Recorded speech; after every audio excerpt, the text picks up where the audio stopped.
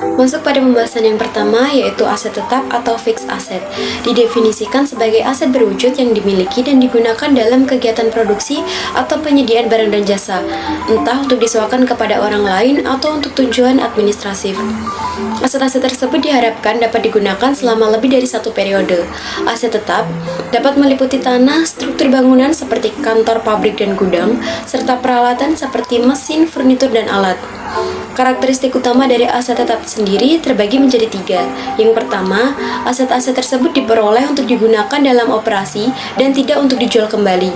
Yang kedua, aset-aset tersebut bersifat jangka panjang dan biasanya disusutkan. Dan yang terakhir, aset-aset tersebut memiliki substansi fisik. Perolehan aset tetap. Secara umum, perusahaan melaporkan biaya-biaya berikut sebagai unsur aset tetap. Yang pertama, harga pembelian termasuk pada biaya impor, pajak pembelian non-refundable, diskon perdagangan, dan juga rabat. Yang kedua, biaya yang timbul untuk membawa aset ke lokasi serta mempersiapkan kondisi yang diperlukan untuk digunakan sesuai keinginan dan maksud perusahaan. Perusahaan sendiri menilai aset tetap pada periode berikutnya dengan menggunakan 2 metode, yaitu metode biaya atau metode nilai wajar revaluasi untuk semua item aset tetap atau satu kelas aset tetap. Biaya perolehan tanah. Semua pengeluaran yang dilakukan untuk memperoleh tanah hingga tanah tersebut siap untuk digunakan dianggap sebagai bagian dari biaya perolehan tanah. Biaya ini biasanya meliputi 1. Harga pembelian, yang kedua biaya pengurusan seperti hak kepemilikan atas tanah, biaya notaris, dan biaya pendaftaran hak atas tanah. Yang ketiga, biaya pengupasan atau grading, pengurukan atau filling, pengeringan atau draining, dan pembersihan atau clearing. Yang keempat, tanggungan hak gadai, hipotek, atau sitaan atas properti. Dan yang kelima, perbaikan lahan tambahan yang memiliki umur tidak terbatas. Biaya perolehan bangunan.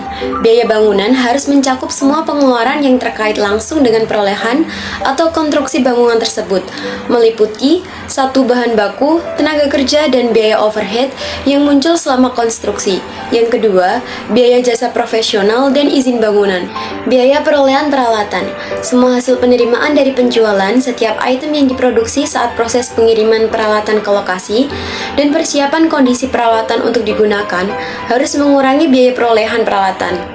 Oleh karena itu, biaya mencakup semua pengeluaran yang terjadi untuk memperoleh peralatan hingga siap untuk digunakan. Biaya ini meliputi harga pembelian, ongkos angkut dan biaya penanganan, asuransi peralatan selama proses pengiriman, biaya khusus pembuatan pondasi, biaya perakitan dan pemasangan, serta biaya pelaksanaan uji coba. Aset dibangun sendiri. Tanpa adanya harga pembelian atau harga kontrak, perusahaan harus mengalokasikan biaya dan beban untuk menghitung biaya perolehan aset yang dibangun sendiri atau self-constructed asset. Bahan baku langsung dan upah tenaga kerja langsung yang digunakan dalam konstruksi tidak menimbulkan masalah. Namun, penetapan biaya tidak langsung atau overhead dari manufaktur dapat menciptakan masalah khusus. Perusahaan dapat menangani overhead sendiri dengan 2 cara. Yang pertama, tidak memasukkan biaya tetap atau fixed overhead ke biaya perolehan aset yang dibangun. Yang kedua, memasukkan sebagian dari seluruh biaya overhead ke dalam proses konstruksi.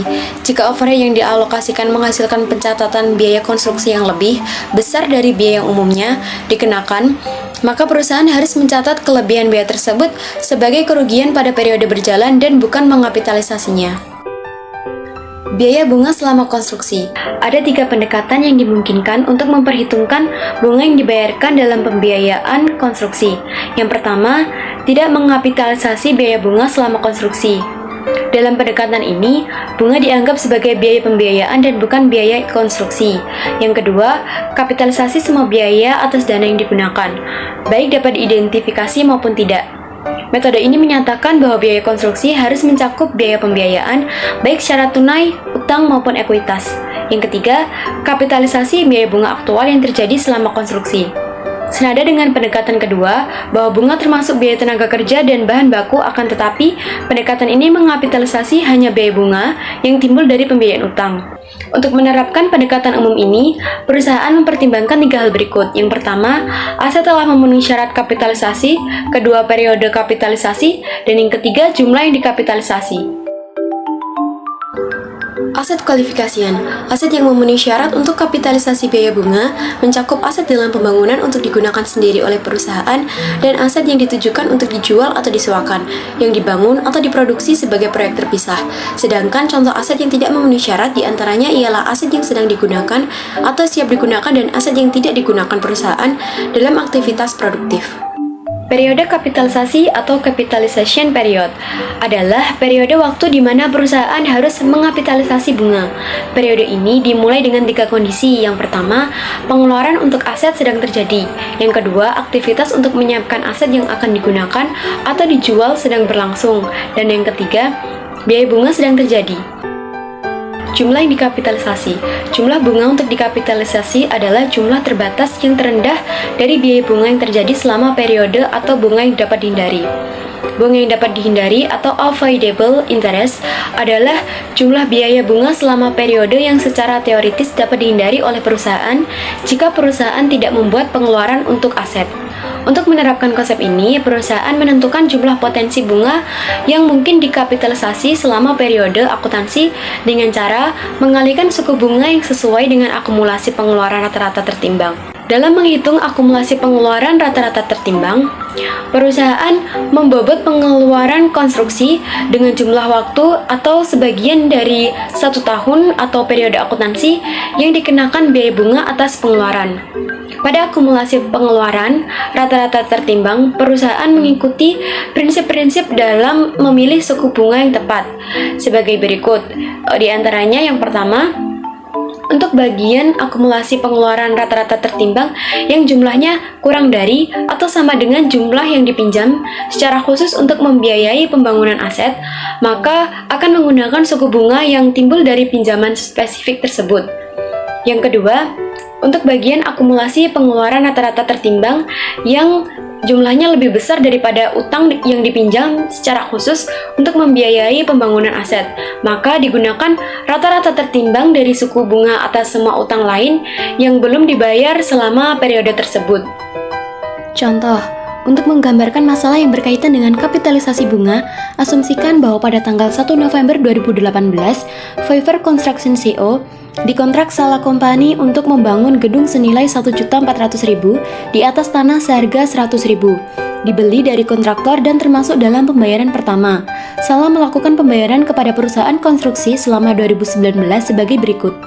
Pada 1 Januari sebesar 210.000, 1 Maret 300.000, 1 Mei 540.000, 31 Desember 450.000, maka totalnya menjadi 1.500.000. Fiverr Construction menyelesaikan gedung yang siap huni pada tanggal 31 Desember 2019. Sala memiliki utang beredar pada tanggal 31 Desember 2019 sebagai berikut. Utang konstruksi spesifik. Wesel dengan bunga 15% jangka waktu 3 tahun untuk membiayai pembelian tanah dan pembangunan gedung tertanggal 31 Desember 2018 dengan bunga dibayar per tahun pada tanggal 31 Desember sebesar 750.000. Dan utang lainnya, yaitu wesel bayar dengan bunga 10% jangka waktu 5 tahun tertanggal 31 Desember 2015 dengan bunga dibayar per tahun pada tanggal 31 Desember sebesar 550.000. Yang kedua, obligasi dengan bunga 12% jangka waktu 10 tahun yang diterbitkan pada 31 Desember 2014 dengan bunga dibayar per tahun pada 31 Desember sebesar 600.000. Untuk menghitung akumulasi pengeluaran rata-rata tertimbang selama 2019, maka sebagai berikut. Pada tanggal 1 Januari, melakukan pengeluaran sejumlah 210.000 dikali dengan periode kapitalisasinya yang dihitung sedari 1 Januari, maka periodenya menjadi 12 per 12 sama dengan 210.000 sebagai akumulasi pengeluaran rata-rata tertimbang. Begitu juga dengan tanggal-tanggal berikutnya. Tanggal 1 Maret, melakukan pengeluaran sejumlah 300.000 dikali dengan periodenya dihitung dari 1 Maret yaitu 10 per 12 sama dengan 250.000. Pada 1 Mei, 540.000 dikali 8 per 12 sama dengan 360.000. Dan yang terakhir, tanggal 31 Desember yaitu 450.000 dikali 0 karena periode kapitalisasi berhenti pada tanggal 31 Desember, maka akumulasi pengeluaran rata-ratanya juga 0. Kemudian, pengeluaran di total menjadi 1.500.000, begitu juga dengan akumulasi pengeluaran rata-rata tertimbang di total menjadi 820.000. Untuk menghitung bunga yang dapat dihindari, sebelumnya kita menghitung tingkat kapitalisasinya.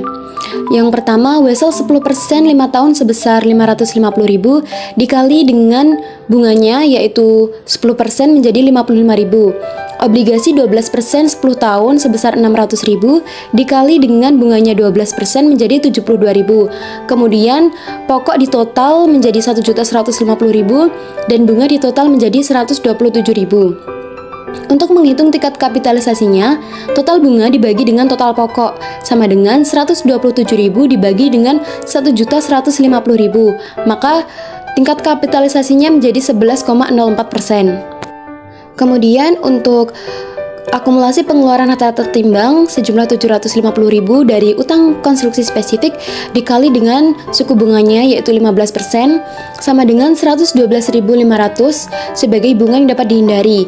Kemudian 820.000 dari akumulasi pengeluaran rata-rata tertimbang dikurangi dengan 750.000 dari utang konstruksi spesifik menghasilkan akumulasi pengeluaran rata-rata tertimbang sebanyak 70.000 dikali dengan suku bunga dari tingkat kapitalisasi tadi sebesar 11,04% sama dengan 7.728. Kemudian kedua bunga yang dapat dihindari tersebut dijumlah menjadi 120.228. Untuk menentukan biaya bunga aktual yang merupakan jumlah maksimum bunga yang dapat dikapitalisasi selama 2019, maka kita perlu menjumlahkan semua utang yang beredar dengan suku bunganya. Seperti pada Wesel konstruksi sebesar 750.000 dikali 15% sama dengan 112.500. Wesel 5 tahun sebesar 550.000 dikali 10% sama dengan 55.000. Obligasi 10 tahun sebesar 600.000 dikali 12% sama dengan 72.000. Maka totalnya menjadi bunga aktual sebesar 239.500. Untuk biaya bunga yang dikapitalisasi yang diambil ialah yang memiliki nilai yang lebih rendah di antara bunga yang dapat dihindari sebesar 120.228 dengan bunga aktual sebesar 239.500. Masalah khusus terkait kapitalisasi bunga. Untuk yang pertama, pengeluaran untuk tanah. Jika perusahaan membeli tanah sebagai lokasi untuk suatu struktur bangunan, maka biaya bunga yang dikapitalisasi selama periode konstruksi merupakan bagian dari biaya perolehan pabrik, bukan biaya perolehan tanah. Sebaliknya, jika perusahaan mengembangkan tanah untuk penjualan kafling, maka masuk ke dalam biaya bunga yang dikapitalisasi sebagai bagian dari biaya perolehan tanah yang dikembangkan tersebut. 2. Pendapatan bunga. Secara umum, perusahaan tidak boleh meng-offset, saling hapus pendapatan bunga dengan biaya bunga kecuali diperoleh dari pinjaman tertentu. Untuk pembahasan subbab selanjutnya yaitu penilaian aset tetap. Seperti aset lainnya, perusahaan harus mencatat aset tetap sebesar nilai wajar yang diserahkan atau sebesar nilai wajar aset yang diterima. Mana yang memiliki bukti paling jelas? Penilaian aset tetap meliputi diskon tunai, kontrak pembayaran ditangguhkan, pembelian lumsum, penerbitan saham, pertukaran aset non-meter, arti substansi komersial, pertukaran situasi rugi, pertukaran situasi untung. Yang pertama, diskon tunai. Apabila perusahaan mengambil diskon tunai, maka perusahaan harus mencatat diskon sebagai pengurangan harga pembelian aset. 2. Kontrak pembayaran ditangguhkan. Untuk mencerminkan biaya perolehan dengan tepat, perusahaan mencatat aset yang dibeli dengan kontrak kredit jangka panjang pada nilai sekarang dari kompensasi yang dipertukarkan antara kedua belah pihak pada tanggal transaksi. Yang ketiga, pembelian lumsum. Ketika perusahaan membeli sekelompok aset pada harga lumsum, perusahaan mengalokasikan total biaya antara berbagai aset atas dasar nilai wajar relatif. Asumsinya adalah bahwa biaya akan bervariasi sesuai dengan proporsi nilai wajarnya. 4. Penerbitan saham. Jika perdagangan saham adalah pasar aktif, maka harga pasar saham yang diterbitkan adalah indikasi wajar dari biaya perolehan properti yang dibeli. Saham adalah ukuran yang baik dari harga setara kas saat ini. Yang kelima, pertukaran aset non-meter. Perusahaan mencatat pertukaran aset non-meter atas dasar nilai wajar aset yang diserahkan atau nilai wajar aset yang diterima, mana yang memiliki bukti lebih jelas. Dengan demikian, perusahaan harus segera mengakui setiap keuntungan atau kerugian dari transaksi pertukaran tersebut ketika transaksi memiliki substansi komersial. 6. Arti substansi komersial. Pertukaran memiliki substansi komersial jika arus kas masa depan berubah sebagai akibat dari transaksi. Mudahnya, jika posisi ekonomi kedua belah pihak berubah, maka transaksi tersebut dipandang memiliki substansi komersial. 7. Pertukaran situasi rugi. Perusahaan mengakui kerugian jika pertukaran memiliki substansi komersial. Alasannya ialah perusahaan tidak boleh menilai aset lebih dari harga setara kasnya. Apabila kerugian tersebut ditangguhkan, maka nilai aset akan menjadi lebih saji, overstate. 8. Pertukaran situasi untung. Perusahaan biasanya mencatat biaya perolehan aset non-meter yang diperoleh dalam pertukaran dengan aset non-meter lain pada nilai wajar aset yang diserahkan dan segera mengakui keuntungan. Perusahaan harus menggunakan nilai wajar aset yang diterima hanya jika nilai itu lebih jelas terlihat daripada nilai wajar aset yang diserahkan. Untuk penjelasan subbab selanjutnya yaitu tentang hibah pemerintah. Hibah pemerintah merupakan bantuan yang diterima dari pemerintah dalam bentuk pengalihan sumber daya kepada perusahaan dengan imbal hasil kepatuhan terhadap syarat tertentu di masa lalu atau masa depan yang berkaitan dengan aktivitas operasi perusahaan. Hibah pemerintah seringkali berupa beberapa jenis aset seperti kas, efek, aset tetap atau penggunaan fasilitas yang disediakan sebagai subsidi untuk perusahaan. Hibah pemerintah meliputi dua pendekatan, yaitu pendekatan akuntansi dan yang kedua pendekatan pendapatan. Pertama, pendekatan akuntansi. Ketika perusahaan memperoleh aset seperti aset tetap melalui hibah pemerintah, konsep biaya perolehan yang ketat menyatakan bahwa aset harus dinilai nol. Namun, pengalihan dari prinsip biaya perolehan tampak dibenarkan karena satu-satunya biaya yang telah dikeluarkan dalam kurung biaya hukum dan pengeluaran lainnya yang relatif kecil bukan merupakan dasar yang wajar untuk mencatat aset yang diperoleh. Yang kedua adalah pendekatan pendapatan. Hibah harus diakui dalam pendapatan secara sistematis yang mengaitkan pendapatan dengan biaya yang dimaksudkan untuk dikompensasi oleh hibah tersebut. Ya, setelah perolehan.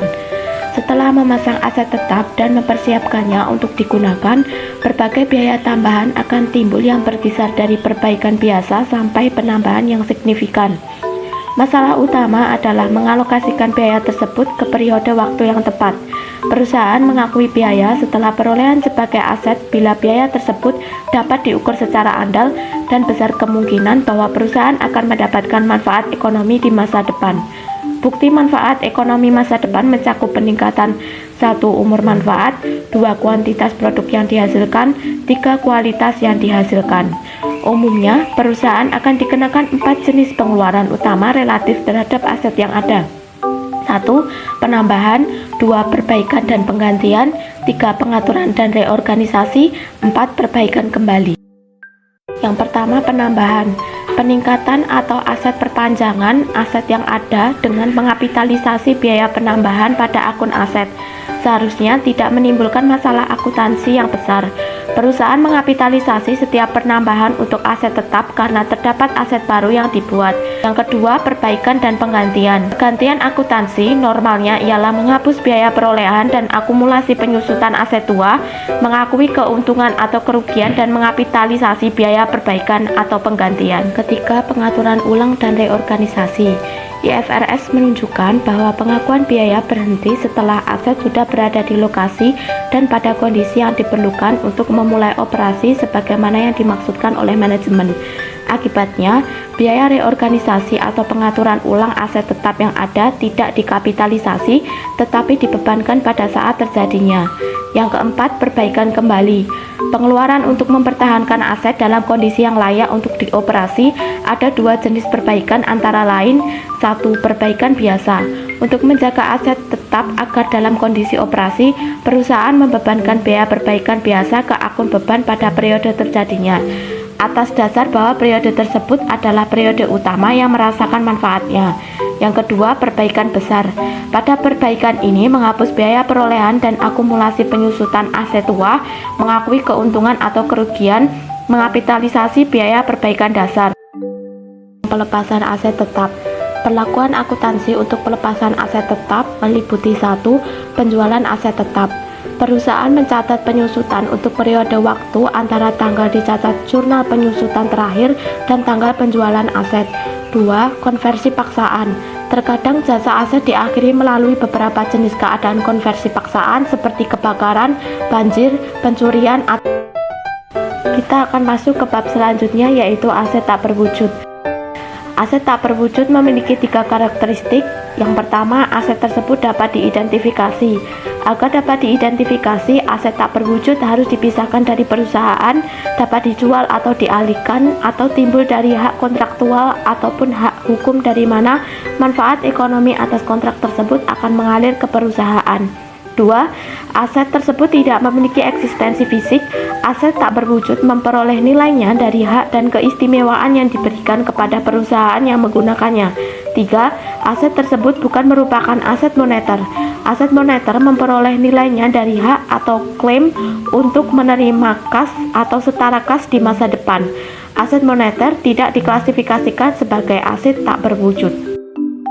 Penilaian pada aset tak berwujud perlu adanya pengidentifikasian biaya-biaya yang dimasukkan dalam penilaian awal aset yang tak berwujud. Yang pertama, aset tak berwujud yang dibeli. Perusahaan mencatat sebesar biaya perolehan atas aset tak berwujud yang dibeli dari pihak lain. Biaya perolehan sudah termasuk semua biaya akuisisi ditambah pengeluaran untuk membuat aset tersebut siap. Aset tak berwujud yang dibuat sendiri. Perusahaan sering mengeluarkan biaya untuk berbagai sumber daya yang tak berwujud seperti pengetahuan ilmiah atau teknologi, penelitian pasar, kekayaan intelektual, dan merek dagang. Biaya tersebut sering disebut sebagai biaya penelitian dan pengembangan. Amortisasi aset tak berwujud. Pertama, aset tak berwujud dengan umur manfaat terbatas. Faktor dalam menentukan masa manfaatnya, yang pertama, harapan manfaat aset bagi entitas dan apakah aset dapat dikelola secara efisien oleh tim manajemen lain. 2. Tipe siklus hidup produk bagi aset dan informasi umum mengenai estimasi masa manfaat dari aset serupa yang digunakan untuk keperluan yang serupa. 3. Setiap ketentuan seperti hukum, peraturan, atau kontrak yang memungkinkan pembaruan atau perpanjangan umur manfaat atau kontrak atas aset tanpa harus mengeluarkan biaya yang signifikan. 4. Tingkat pengeluaran pemeliharaan yang diperlukan untuk memperoleh arus kas masa depan yang diharapkan. 5. Dampak keusangan, permintaan, persaingan, dan faktor ekonomi lainnya. Contoh 6. Umur manfaat yang diharapkan dari aset lain atau kelompok aset yang mungkin berhubungan dengan umur manfaat aset tak berwujud. Yang kedua, aset tak berwujud dengan umur manfaat tidak terbatas. Umur manfaat tidak terbatas berarti bahwa tidak ada batasan yang dapat diperkirakan pada periode waktu di mana aset tak berwujud diharapkan dapat memberikan arus kas bagi perusahaan. Jenis aset tak berwujud. Yang pertama, aset tak berwujud terkait pemasaran. Perusahaan menggunakan aset tak berwujud terkait pemasaran dalam pemasaran atau promosi produk atau jasa. Contohnya adalah merek dagang, kepala surat kabar, nama domain internet, dan perjanjian non-kompetisi. Yang kedua, aset tak berwujud terkait pelanggan. Merupakan hasil interaksi dari pihak luar, contohnya termasuk daftar pelanggan, pesanan atau backlog produksi, dan hubungan pelanggan kontraktual maupun non-kontrak. Yang ketiga, aset tak berwujud terkait artistik. Mencakup kepemilikan atas drama, karya sastra, karya musik, gambar, foto dan video, dan materi video dan audio visual. Hak cipta melindungi hak kepemilikan tersebut. Yang keempat, aset tak berwujud terkait kontrak. Mencerminkan nilai dari hak yang timbul dari perjanjian kontrak. Contohnya adalah perjanjian waralaba dan lisensi, izin konstruksi, hak siaran, dan kontrak jasa atau pasokan. Aset tak berwujud terkait teknologi. Berhubungan dengan inovasi atau kemajuan teknologi. Contoh aset ini misalnya teknologi yang dipatenkan dan rahasia dagang yang diberikan oleh badan pemerintah. Paten memberikan hak kepada pemegang hak eksklusif untuk menggunakan, memproduksi, dan menjual produk atau proses untuk jangka waktu 20 tahun tanpa campur tangan pihak lain. Dua jenis ini yaitu adalah paten produk yang mencakup produk secara fisik dan paten proses yang mengatur proses pembuatan produk. Goodwill. Dalam akuntansi, goodwill adalah aset tidak berwujud yang diakui ketika suatu perusahaan dibeli sebagai suatu kelangsungan usaha. Goodwill diukur sebagai selisih antara biaya perolehan dan nilai wajar aset neto, yaitu aset dikurangi liabilitas. Mencatat goodwill. Goodwill yang dibeli. Goodwill hanya dicatat ketika seluruh bisnis dibeli. Untuk mencatat goodwill, perusahaan membandingkan nilai wajar dari aset berwujud neto dan aset tak berwujud yang dapat diidentifikasikan dengan harga pembelian, atau nama lainnya biaya perolehan dari bisnis yang diperoleh. Perbedaan antara keduanya dianggap sebagai goodwill. Intinya, goodwill adalah sisa kelebihan biaya perolehan atas nilai wajar aset neto yang dapat diidentifikasi.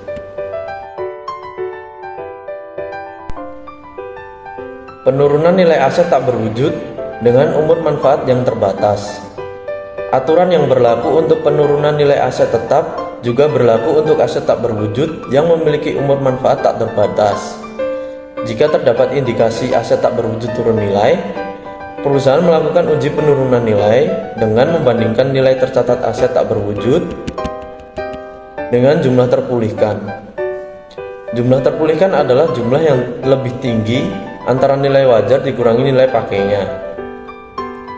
Kemudian rugi penurunan nilai adalah jumlah tercatat aset dikurangi dengan jumlah terpulihkan.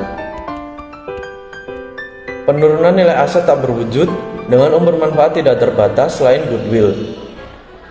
Uji penurunan nilai aset tak berwujud yang umur manfaatnya tidak terbatas selain goodwill yaitu sama dengan uji penurunan nilai untuk aset tak berwujud yang nilai manfaatnya terbatas. Dengan membandingkan jumlah terpulihkan dari aset tak berwujud dengan nilai tercatat aset. Jika jumlah terpulihkan kurang dari jumlah tercatat, maka perusahaan mengakui penurunan nilai. Akuntansi untuk aktivitas R&D.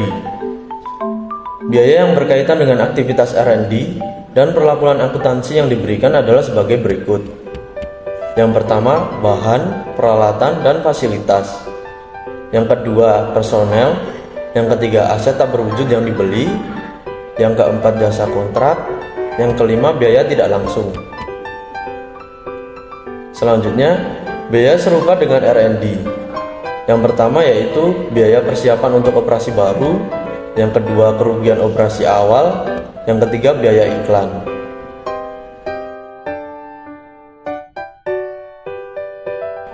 Penyajian aset tak berwujud dan item terkait. Penyajian aset tak berwujud. Pelaporan aset tak berwujud mirip dengan pelaporan aset tetap. Namun tidak ada kontra yang ditampilkan untuk aset tak berwujud dalam laporan keuangan. Seperti pada pelaporan posisi keuangan, perusahaan harus melaporkan semua aset selain goodwill. Jika terdapat goodwill harus dipisah. Pada laporan laba rugi, perusahaan harus menyajikan beban amortisasi dan penurunan nilai serta pembalikan untuk aset tak berwujud selain goodwill secara terpisah dalam laba neto. Biasanya di bagian operasi disajikan sebagai item baris terpisah. Penyajian biaya penelitian dan pengembangan atau R&D. Perusahaan mengungkapkan total biaya R&D yang dibebankan setiap periodenya dalam laporan keuangan. Umumnya dicatat dalam catatan atas laporan keuangan.